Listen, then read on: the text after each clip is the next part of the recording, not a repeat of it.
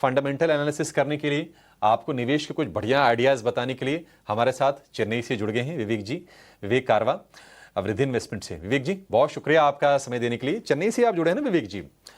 हाँ या फिर सर, कहीं मैं और से जुड़े चेन्नई हैं? से आप हूँ। तो ग्लोबल हो गए हैं आजकल।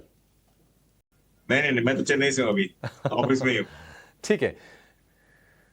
हाँ, तो विवेक जी, ये कहना है कि देखिए, कहाँ हम अपने कंजम्पशन वाली इकोनॉमी हैं, ये टैरिफ के चक्कर में, एक्सपोर्ट के चक्कर में फंस के बाजार का मूड खराब हो रहा है। लेकिन ये फेस्टिवल्स की शुरुआत हो गई है और कल भी हम इसकी बातचीत कर रहे थे। शनिवार को जन्माष्टमी, उसके बाद हम देखेंगे कि इस बार नवरात्रि पहले आ रही है, दशहरा, दिवाली, फेस्टिवल्स की झड़ी लग जाएगी।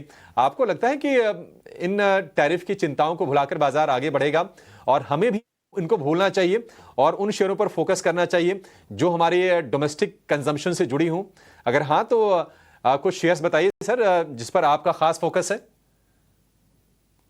गुड मॉर्निंग अभिषेक, और सबको गुड मॉर्निंग। और कल इंडिपेंडेंस डे की पहले एडवांस में आपको सबको हार्दिक शुभकामनाएं। क्योंकि कल तो बाजार छुट्टी है, तो हम लोग मंडे ही मिलेंगे अब। तो देखिए, जो टैरिफ का इशू जी। है, मुझे नहीं लगता है कि बाजार इसको बहुत बहुत ज्यादा सीरियसली ले रहा है। क्या होता है कि जब अनाउंसमेंट्स वगैरह ऐसी आती है तो एक बार बाजार पैनिक रिएक्शन देता है, जो बाजार ने दिया था। और काफी करेक्शन भी कुछ कुछ सेक्टर्स में जो यूएस से ज्यादा फोकस्ड है, वहां पे करेक्शन भी हमको देखने को मिला था, जैसे आईटी है, फार्मा है, और जो भी एक्सपोर्ट ओरिएंटेड कंपनीज है, वहां पे हमने एक नेगेटिव इफेक्ट देखा था। लेकिन ये मैं लगातार कह रहा था, तब जहां पे भी मुझे मौका मिला, कि यूएस ज्यादा आर्म ट्विस्ट नहीं कर पाएगा, क्योंकि वहां पे भी वो लोग इन्फ्लेशन से जूझ रहे हैं। और अगर प्राइजेस जो टैरिफ लगा के अगर दाम बढ़ते हैं, और कुछ कुछ सेक्टर्स जैसे फार्मा वगैरह है, जहाँ पे आपको 5 से लेके 10 साल लग जाते हैं, जहाँ पे आरएनडी करके आप कोई भी नई दवाई निकालो। तो ये पॉसिबल है ही नहीं कि ओवरनाइट शिफ्ट हो जाए। जैसे उदाहरण के लिए इंडिया का ही आप ले लो, मेक इन इंडिया चालू किया था 2014 में, जब मोदी जी प्रधानमंत्री बने। और काफी अपोजिशन ने उस टाइम भी मजाक उड़ाया था। क्यों? क्योंकि मेक इन इंडिया ऐसे नहीं होने वाला कि इमीडिएटली आपको लोग यहाँ पे फैक्ट्री लगा देंगे और आपका प्रोडक्शन चालू हो जाएगा। लेकिन आज 10-11 साल बाद देखिए, हम लोग almost largest manufacturer of defence, exporter of defence, in fact net exporter बन गए हैं।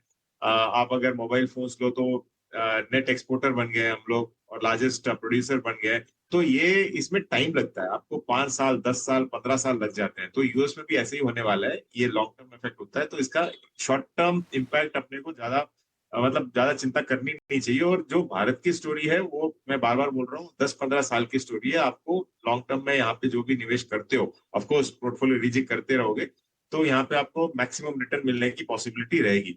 और जो ये अभी फेस्टिवल सीजन चालू हो रहा है, अब देखिए, यहाँ से लेके जनवरी अंत तक आपको लगातार फेस्टिवल्स है, और कंजम्पशन स्टोरी आपको एकदम मैक्सिमम पीक पे दिखेगी।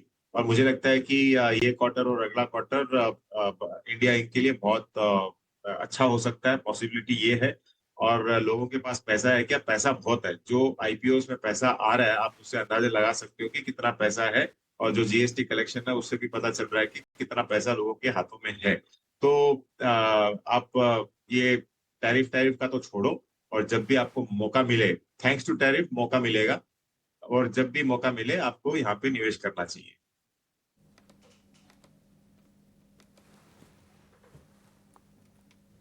जी बिल्कुल। टैरिफ के कारण थोड़े मौके भी मिल रहे हैं निवेश के लिए। विवेक जी ने बहुत बढ़िया बताया हमें। लेकिन